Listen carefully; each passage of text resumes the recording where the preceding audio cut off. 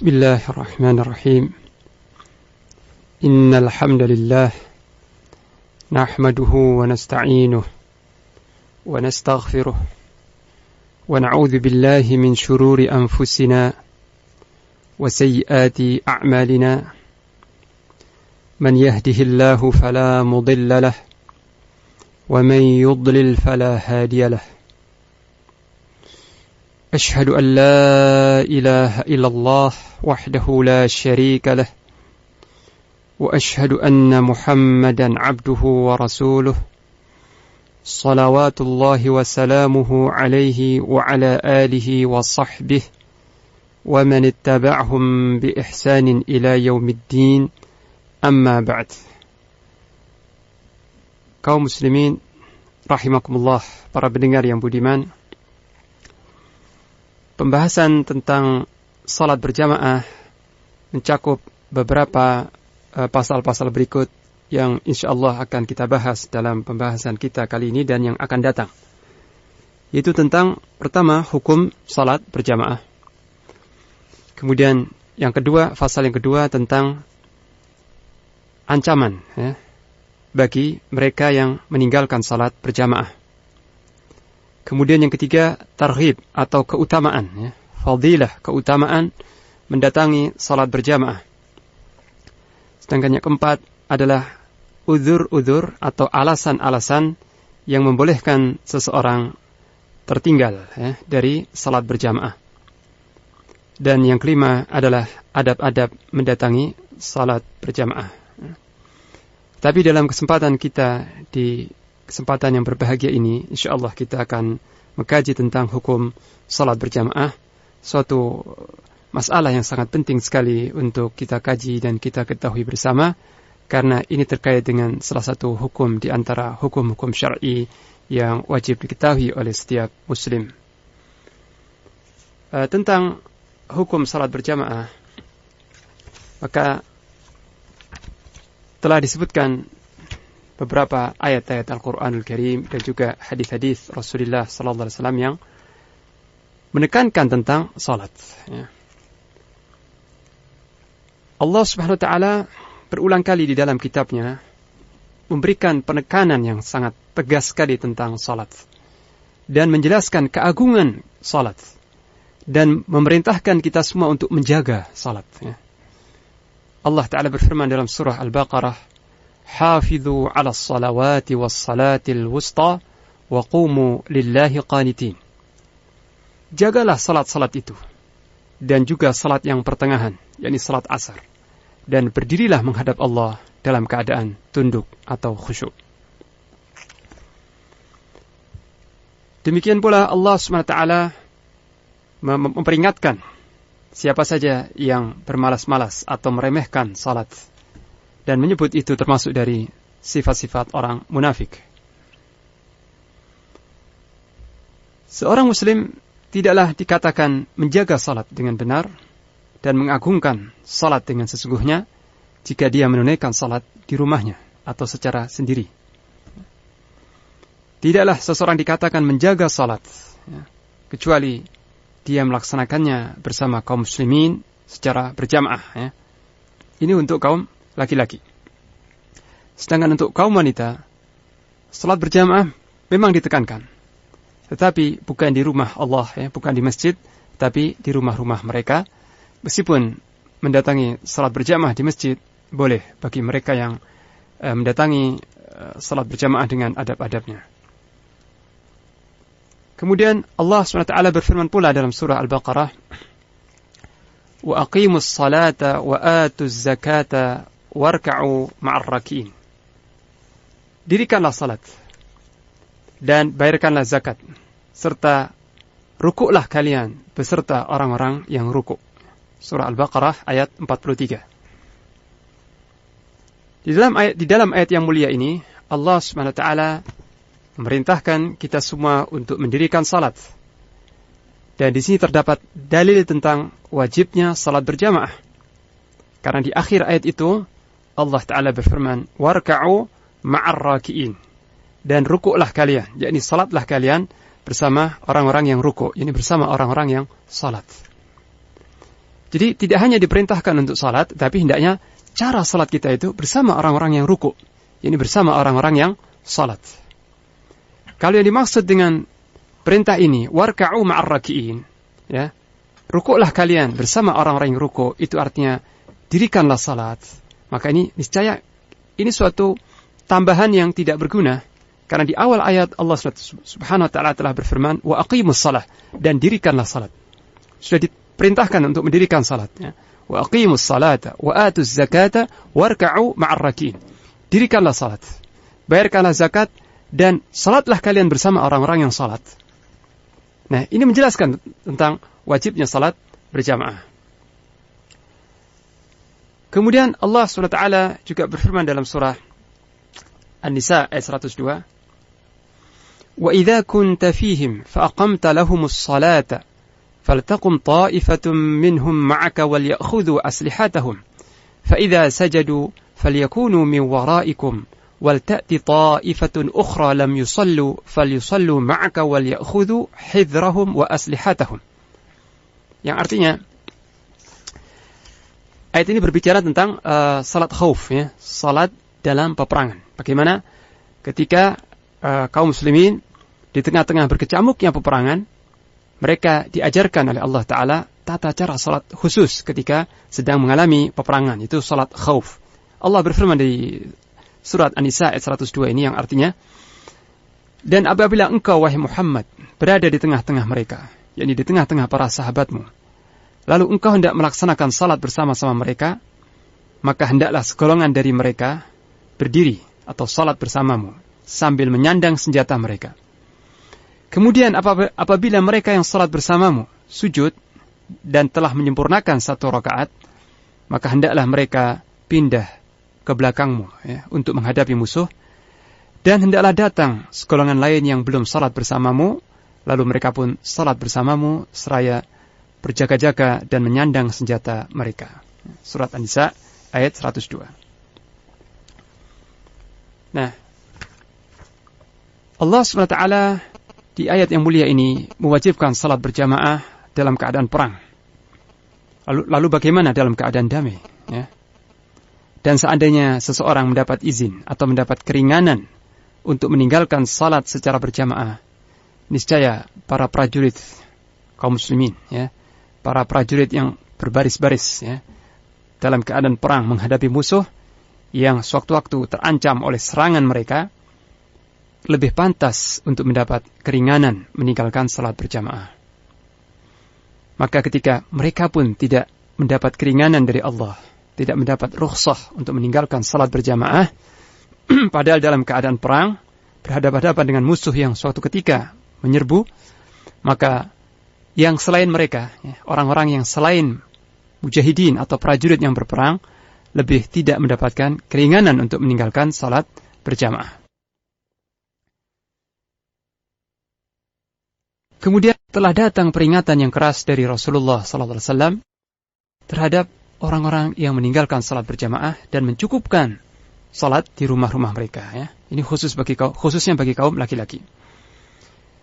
Disebutkan dalam hadis sahihain, ya, dalam riwayat Al-Bukhari dan Muslim dari Abu Hurairah radhiyallahu anhu. Dia berkata, Rasulullah sallallahu alaihi wasallam bersabda, "Walaqad hamamtu an amura bis-salati fatuqam, thumma amura rajulan yusalli bin-nas, thumma antaliqu ma'i, thumma intalaqa ma'i birijalin ma'ahum hazmun min hatab ila qaumin la yashhaduna as-salata fa uharriqa 'alaihim buyutahum." Sungguh aku telah benar-benar bertekad, ya, untuk menyuruh supaya salat dikumandangkan, yakni diadzankan. Kemudian aku akan menyuruh seseorang untuk mengimami manusia. Kemudian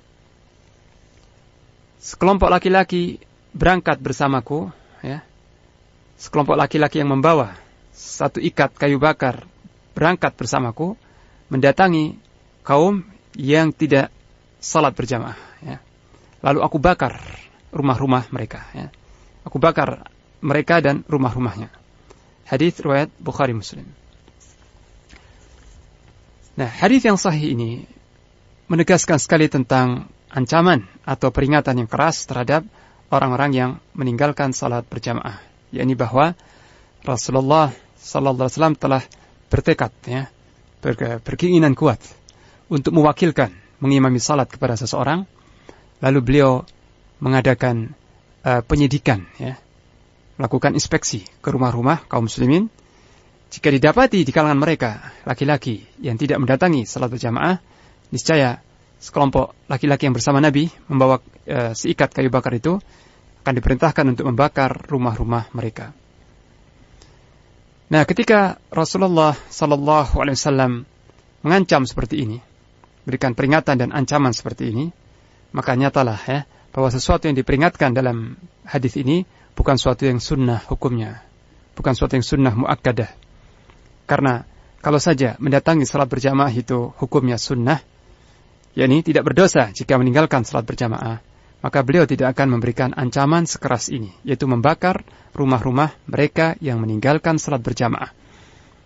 Ini menunjukkan tentang wajibnya bagi kaum laki-laki yang tidak memiliki uzur untuk mendatangi salat berjamaah. Ini suatu peringatan yang tegas dari Nabi sallallahu alaihi wasallam bahwa beliau telah bertekad bulat untuk melakukan penyelidikan, ya, inspeksi penyelidikan. Ketika salat sudah dikumandangkan dan sudah ditegakkan salat berjamaah, lalu beliau akan memeriksa rumah-rumah kaum muslimin. Jika didapati seorang laki-laki yang tidak mendatangi salat berjamaah tanpa alasan, bukan karena sakit, ya, maka niscaya akan dibakar rumah-rumah mereka. Ini ancaman yang serius dan peringatan yang kuat dari Nabi sallallahu alaihi wasallam. Dan cukup ini menjadi dalil tentang wajibnya mendatangi salat berjamaah bagi laki-laki. Kalau kemudian ada pertanyaan, tetapi bukankah Nabi sallallahu alaihi wasallam tidak melakukan hal itu? Ini tidak membakar rumah-rumah mereka? Benar. Nabi tidak membakar rumah-rumah mereka, tetapi alasan terkuat kenapa Nabi tidak melakukan tekadnya itu adalah dikarenakan di rumah itu ada kaum wanita dan anak-anak kecil yang tidak wajib mendatangi salat berjamaah. Karena di antara isi rumah itu ada mereka yang tidak wajib mendatangi salat berjamaah, itu kaum wanita dan anak-anak kecil, ya. Maka karena alasan ini beliau mencegah niatnya tadi, ya. Kemudian suatu athar dari Abdullah bin Mas'ud radhiyallahu anhu, ya. Dan athar ini dalam Sahih Muslim, ya. Ini menunjukkan bagaimana Abdullah bin Mas'ud meriwayatkan kepada kita suatu hal yang terjadi pada masa Nabi sallallahu alaihi wasallam, ya. Betapa para sahabat itu sangat antusias, sangat hirs untuk mendatangi dan menjaga salat-salat berjamaah di rumah-rumah Allah, di masjid-masjid. Sehingga seseorang yang tertinggal dari salat berjamaah, maka tidak diragukan dia seorang munafik. Tidak ada keraguan di kalangan para sahabat bahwa dia adalah seorang munafik, ya. Berkata Abdullah bin Mas'ud radhiyallahu anhu, "Laqad ra'aituna wa ma yatakhallafu 'anis salati illa munafiqun 'ulima nifaquhu aw marid. In kana al-maridhu la yamshi baina rajulaini hatta ya'ti as-salah." Sungguh aku telah melihat, kami para sahabat, tidak ada seseorang yang tertinggal dari salat berjamaah kecuali seorang munafik yang telah jelas kemunafikannya atau seorang yang sakit. Ya. Dan sungguh, ya, seorang yang sakit pun di kalangan kami, itu para sahabat, dia berjalan di antara dua orang laki-laki, dipapah, ya. Orang yang sakit pun nggak bisa berjalan dengan sendiri, tidak bisa berjalan sendiri dengan mantap, dipapah oleh dua orang laki-laki sehingga datang ke shaf, sehingga berdiri di tengah-tengah shaf, ya. Kemudian Abdullah bin Mas'ud radhiyallahu anhu berkata, "Inna Rasulullah sallallahu alaihi wasallam 'allamana sunanal huda, wa inna min sunanil huda as-salatu fil masjidil ladzi yu'adzanu fihi." Abdullah bin Mas'ud berkata, sesungguhnya Rasulullah sallallahu alaihi wasallam telah mengajarkan kepada kita semua jalan-jalan petunjuk. Dan sesungguhnya di antara jalan-jalan petunjuk beliau itu adalah salat di masjid yang dikumandangkan adzan di dalamnya, ya. Ini salat berjamaah di masjid yang dikumandangkan adzan di situ. Ini. Kemudian juga Abdullah bin Mas'ud radhiyallahu anhu memotivasi kita semua, ya, kaum muslimin, untuk memberikan perhatian yang sungguh-sungguh, perhatian yang serius terkait dengan mendatangi salat berjamaah ini. Maka beliau berkata, "Man sarrahu an yalqallaha ghadan musliman falyuhafidh ala haula'is salawat haitsu yunada bihinna. Fa inna Allaha syara'a li nabiyyikum sunanal huda wa innahunna min sunanil huda. Walau annakum shallaitum fi buyutikum kama yusalli hadzal mutakhallif fi baitihi la taraktum sunnata nabiyyikum. Walau taraktum sunnata nabiyyikum la dhalaltum." Barang siapa yang ingin berjumpa dengan Allah Ta'ala kelak pada hari kiamat dalam keadaan muslim, maka hendaknya dia menjaga salat-salat fardu tersebut di tempat di mana dikumandangkan azan, yakni di masjid. Ya. Jadi saya ulang lagi. Abdullah bin Mas'ud berkata, barang siapa yang ingin berjumpa kepada Allah pada hari kiamat kelak dalam keadaan sebagai muslim, maka hendaknya dia menjaga salat-salat tersebut di tempat dikumandangkan azan, yakni di masjid. Karena sesungguhnya Allah Ta'ala telah mensyariatkan atas Nabi kalian Muhammad sallallahu alaihi wasallam jalan-jalan petunjuk. Dan sesungguhnya ya, perkara itu yakni mendirikan salat berjamaah di masjid-masjid termasuk dari jalan-jalan petunjuk. Dan seandainya kalian salat di rumah-rumah kalian ya, seandainya kalian cukup melaksanakan salat di rumah-rumah kalian, sebagaimana seorang ini, salah seorang yang tertinggal dari salat berjamaah ini, dia salat di rumahnya, ya, niscaya kalian telah meninggalkan jalan Nabi kalian. Dan kalau kalian meninggalkan jalan Nabi kalian, niscaya kalian akan tersesat. Ya. Riwayat ini semua di dalam Sahih Muslim. Ini semua menunjukkan tentang betapa seriusnya masalah mendatangi salat berjamaah di tempat-tempat dikumandangkan azan, yaitu di rumah-rumah Allah Subhanahu wa Ta'ala, sehingga di kalangan para sahabat tidak ada seseorang yang tertinggal dari salat berjamaah kecuali orang yang telah jelas-jelas munafik atau seorang yang ada udzur, yaitu orang yang sakit, ya, atau orang yang tua renta yang enggak dapat datang ke masjid ini. Dan bahkan Abdullah bin Mas'ud radhiyallahu anhu berkata, kalau kalian salat di rumah kalian, ya, sebagaimana seorang, ya, karena ketika Abdullah berkata seperti ini, ketika dikumandangkan azan di masjid, ada seorang laki-laki yang keluar dari masjid. Padahal sudah dikumandangkan azan, dia keluar dari masjid. Maka Abdullah melihat hal ini memberikan peringatan kepada para sahabat yang lain. Seandainya kalian salat di rumah-rumah kalian, sebagaimana orang ini yang tadi meninggalkan masjid, dia salat di rumahnya, niscaya kalian telah meninggalkan petunjuk Nabi kalian.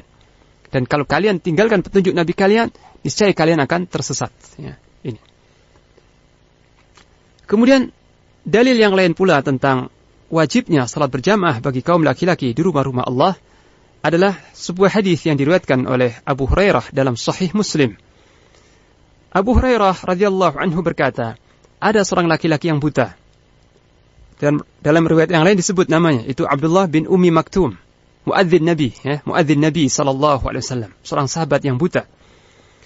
Ada seorang laki-laki yang buta, dia berkata, "Wahai Rasulullah, sesungguhnya aku tidak memiliki seorang pemandu, ya, yang cocok untukku.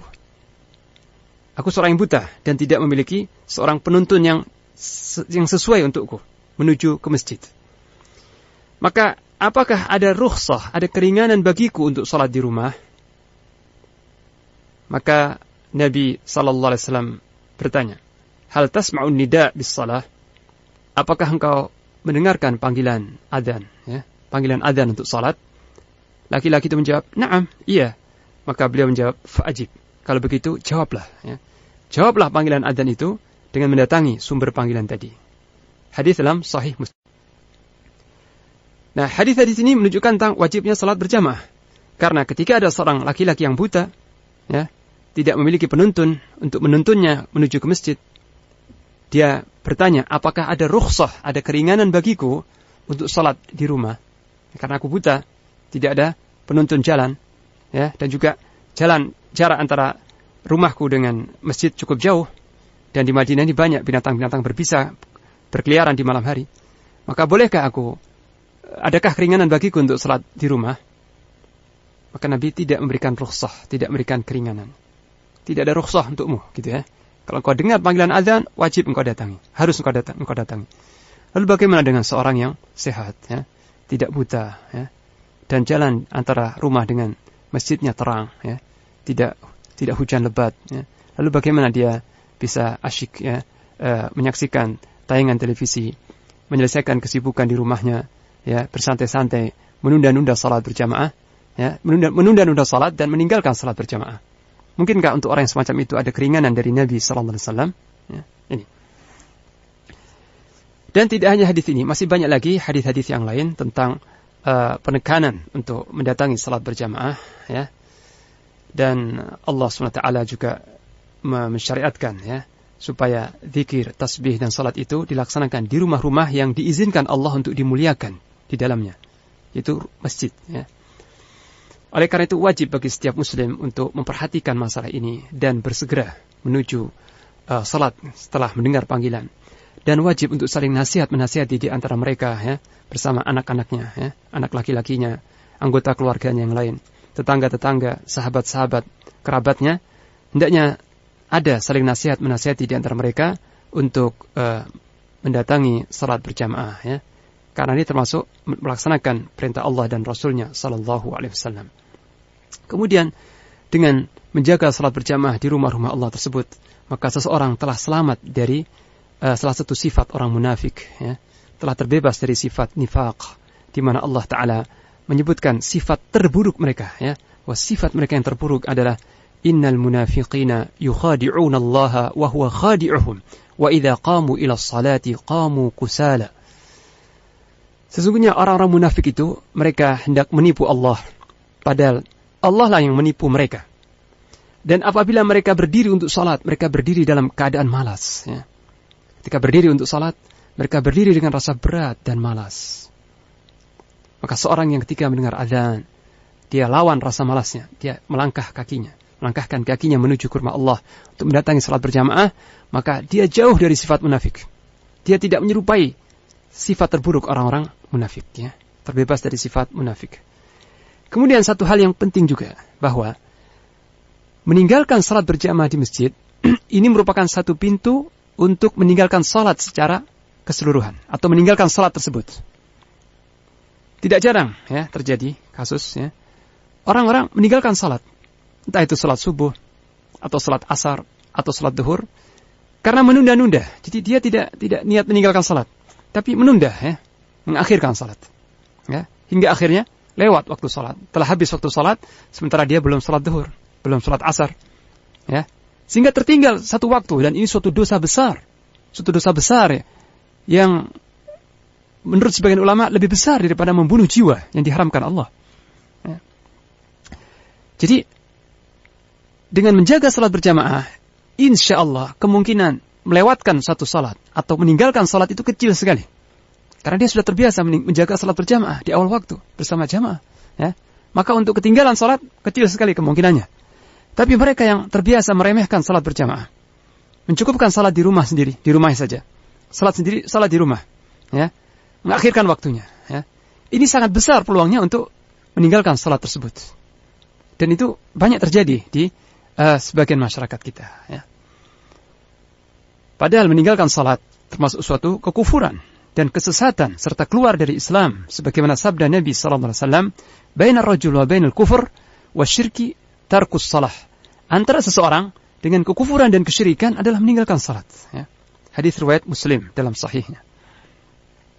Maka oleh karena itu, setelah jelas ayat-ayat Al-Quran dan hadis-hadis Nabi sallallahu alaihi wasallam yang menyebutkan hal ini, maka tidak dibenarkan seseorang meninggalkan petunjuk Nabi sallallahu alaihi wasallam ini kemudian beralih kepada perkataan fulan dan fulan yang mengatakan boleh salat di rumah, tidak masalah salat di rumah dan sebagainya. Padahal kita telah mendengar ayat-ayat Al-Quran dan hadis-hadis Nabi sallallahu alaihi wasallam serta athar dari sebagian sahabat Nabi sallallahu alaihi wasallam. Dan meninggalkan petunjuk Nabi sallallahu alaihi wasallam dalam perkara apapun, ini bisa mengundang bahaya di dunia dan di akhirat. Adapun bahaya di dunia berupa fitnah, ya. Fitnah artinya ketergelinciran dari jalan yang lurus, ya. Fitnah artinya tergoyang imannya, ya. Imannya lemah, mudah tergoyang, ya. Mudah tergelincir dalam dosa-dosa dan maksiat, atau tertimpa azab yang pedih di akhirat kelak. Na'udzubillah min dzalik. Allah Ta'ala berfirman dalam surah An-Nur, "Falyahdharil ladzina yukhalifuna an amrihi an tusibahum fitnatun aw yusibahum adzabun alim." Hendaknya waspada hendaknya takut orang-orang yang menyelisihi petunjuk Nabi, ya, yang menyelisihi petunjuk Nabi sallallahu alaihi wasallam, bahwa mereka akan ditimpa fitnah, itu cobaan di dunia ini, atau ditimpa azab yang pedih di akhirat kelak. Ya, na'udzubillah min dzalik. Ini ditambah lagi bahwa fadilah, ya, keutamaan mendatangi salat berjamaah sangatlah besar, sebagaimana insyaallah akan kita bahas di kesempatan yang akan datang. Ya. Jadi tidak sama, ya, seseorang salat di rumah dengan salat berjamaah. Ya. Sangat jauh perbedaannya, sangat jauh perbedaan keutamaan di antara keduanya. Ya. Sehingga disebutkan dalam hadis yang sahih, ya, seandainya manusia tahu, ya, keutamaan mendatangi salat isya dan salat subuh secara berjamaah, kemudian mereka tidak bisa mendatangi salat tersebut kecuali dalam keadaan merangkak, niscaya mereka akan tetap mendatangi salat tersebut meskipun dalam keadaan merangkak. Karena besarnya fadilah mendatangi salat berjamaah, ya, khususnya salat isya dan fajr atau salat subuh. Inilah beberapa hal yang perlu kita fahami bersama, dan saya berdoa mudah-mudahan Allah SWT menjadikan kita semua dan keluarga kita termasuk orang-orang yang mendirikan salat, menjaga salat dengan sebenar-benarnya, dan senantiasa orang-orang yang mengikuti petunjuk Nabi sallallahu alaihi wasallam, ya. Wa sallallahu ala nabiyyina Muhammad wa ala alihi wa sahbihi wasallam.